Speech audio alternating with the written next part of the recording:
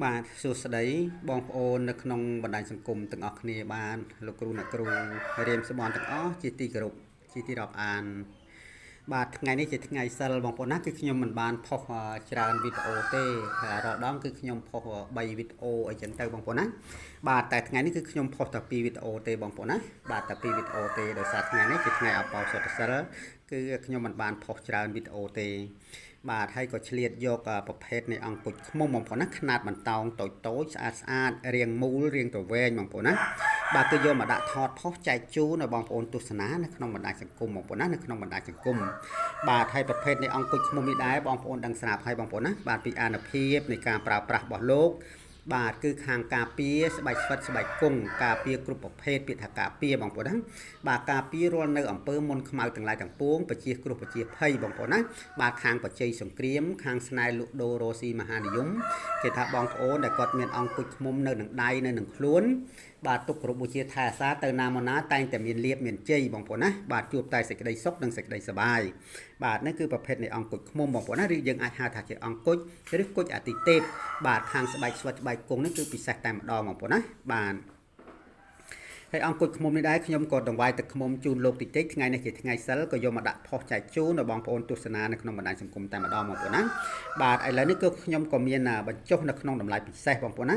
បាទរហូតដល់បុណ្យចូលឆ្នាំខ្មែរយើងហើយបងប្អូនណាបាទបុណ្យចូលឆ្នាំខ្មែរយើងហើយបាទគឺខ្ញុំដាក់ជាវនៅក្នុងតម្លៃធម្មតាវិញបងប្អូនណាបាទឥឡូវនេះគឺខ្ញុំបញ្ចុះនៅក្នុងតម្លៃពិសេសបាទក្នុងតម្លៃពិសេសហើយជាវមួយអង្គគឺថែមជូនមួយអង្គទៀតបងប្អូនណាបាទជាវមួយអង្គគឺថែមជូនមួយអង្គទៀតហើយនៅក្នុងតម្លៃពិសេសហើយជាវមួយអង្គគឺថែមជូនមួយអង្គទៀតបងប្អូនណាដូចខ្ញុំបានជម្រាបចឹងបាទនេះរូបរាងគាត់គឺបែបធម្មជាតិបងប្អូនណារូបរាងមូលប្រវែងមូលដូចកាក់អីចឹងទៅនេះសាច់ចាស់ល្អណាស់បងប្អូនណាបើសិនជាយើងខាត់សម្អាតវិញឡើងខ្មៅក្រឹបបងប្អូនមើលតែសាច់ខាងក្នុងនេះឡើងខ្មៅក្រឹបតែលោកនៅជាប់ដីនៅជាប់អីចឹងទៅបងប្អូនណាបាទនៅជាប់ដីគឺខ្ញុំមិនបានខាត់សម្អាតទេដោយសារយើងទុកថតបែបធម្មជាតិបងប្អូនណាបាទសុទ្ធតែជាຂະຫນាតបន្តោងខ្លះក៏រូបរាងស្អាតខ្លះក៏រូបរាងមិនស្អាតចឹងទៅបងប្អូនណាបាទនេះប៉ុណ្ណឹងម្រាមដៃបងប្អូនណា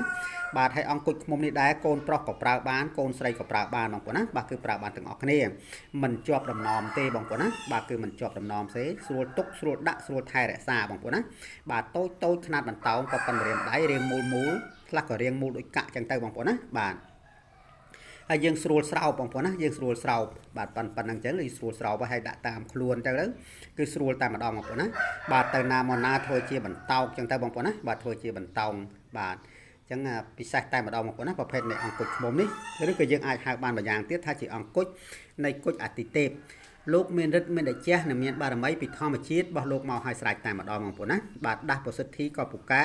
មិនចាំបាច់ដាស់ប្រសិទ្ធិក៏ពូកែដែរបងប្អូនណាបាទលោកពូកែពីធម្មជាតិរបស់លោកមកឲ្យស្រេចតែម្ដងបាទនេះគឺជាប្រភេទនៃអង្គុចឃ្មុំបងប្អូនណាបាទប្រភេទនៃអង្គុចឃ្មុំហើយខ្ញុំមានគ្រប់បំរុងបងប្អូនណាមានតូចមានធំមានមូលមានវែងមានខ្លីមានសំប៉ែតចឹងទៅបងប្អូនណាបាទនេះដូចខ្ញុំបានជម្រាបចឹងប្រភេទនៃអង្គុចឃ្មុំគឺមានរូបរាងផ្សេងពីគ្នាតាមបែបធម្មជាតិបងប្អូនណាពីព្រោះថាលោកកកើតអំពីធម្មជាតិបងប្អូនណាបាទអំពីធម្មជាតិបាទកើតឡើងអំពីទឹកឃ្មុំឧបដឹកទៅជាអង្គុចឃ្មុំដែលនៅក្នុងដីបងប្អូនណាមានฤទ្ធិមានតេជះនិងមានបារមីពីធម្មជាតិមកឲ្យស្រេចតែម្ដង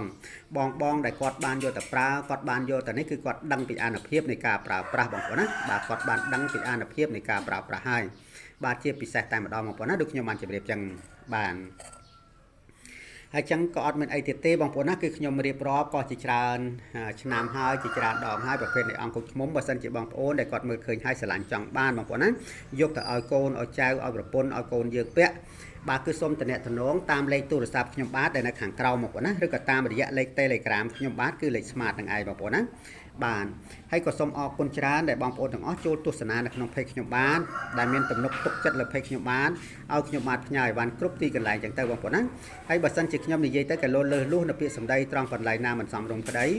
ឬក៏រៀបរាប់មិនបានក្បោះក្បាយក្តីក៏សូមខន្តីអភ័យទោសផងបងប្អូនណាសូមខន្តីអភ័យទោសផងបាទនៅចុងបញ្ចប់នេះក៏សូមជូនពរឲ្យបងប្អូនទាំងអស់ជួបប្រទះតែសេចក្តីសុខនិងសេចក្តីសប្បាយរស់ស៊ីទទួលទានមានបានទាំងអស់គ្នាបងប្អូនណាបាទសូមអរគុណច្រើនហើយក៏សូមជម្រាបលាបាទសូមជម្រាបលា